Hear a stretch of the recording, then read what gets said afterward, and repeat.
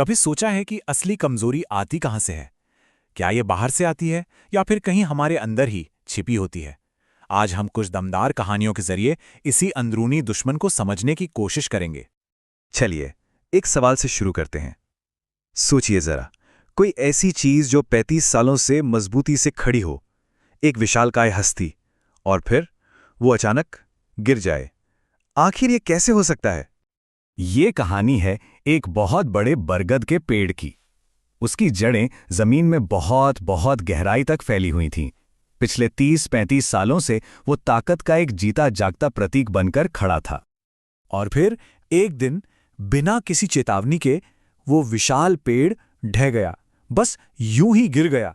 हर कोई हैरान था कि आखिर हुआ क्या। तो अब इसके गिरने की असली वजह का पता लगाते हैं। सच कहूं तो जवाब वो बिल्कुल नहीं है जो ऊपर से दिखाई देता है। असली दुश्मन अंदर से आया था। जब जांच की गई तो पता चला कि ना तो कोई तूफान आया था, ना ही कोई आग लगी थी। मतलब कोई भी बाहरी ताकत इसके गिरने के लिए जिम्मेदार नहीं थी। तो फिर वजह क्या थी? और यहां असली वजह सामने आती है।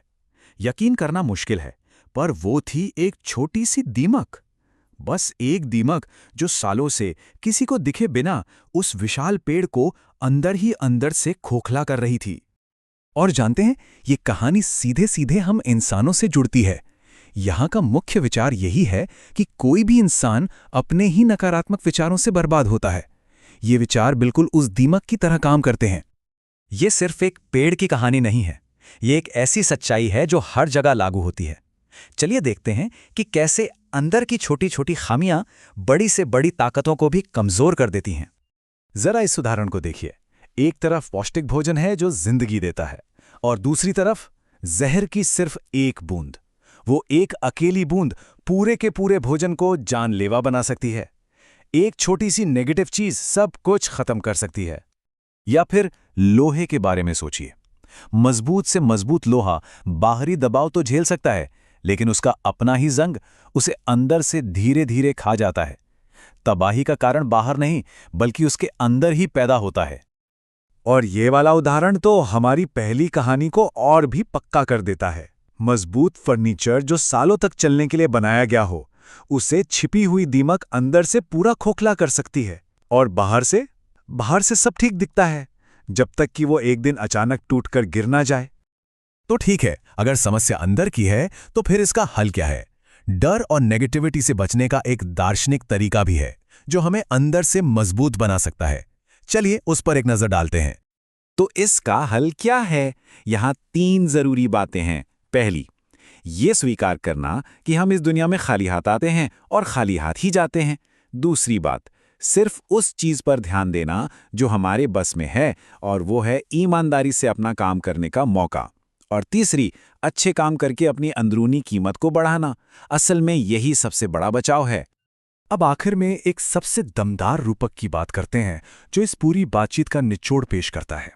ये कहानी है एक जहाज और समुद्र की। और ये एक लाइन सब कुछ साफ कर देती है। कितना भी बड़ा जहाज क्यों ना हो, वो तभी डूबता है जब उसमें कोई छेद हो। सोचकर देखिए, इतना विशाल, इतना शक्तिशाली समुद्र भी अपनी पूरी ताकत लगाकर उस जहाज को नहीं डुबो सकता जब तक कि वो जहाज अंदर से मजबूत और सही सलामत है। बाहरी दुनिया की मुश्किलें उस समुद्र की तरह ही हैं।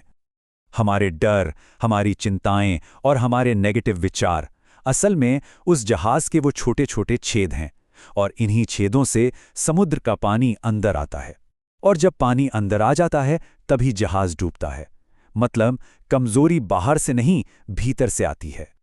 तो आखिर में ये पूरी बातचीत हमें एक बहुत जरूरी सवाल पर लाकर छोड़ देती है। हमारे अपने जीवन के जहाज में वो कौन सा छोटा सा छेद है जिस पर ध्यान देने की जरूरत है?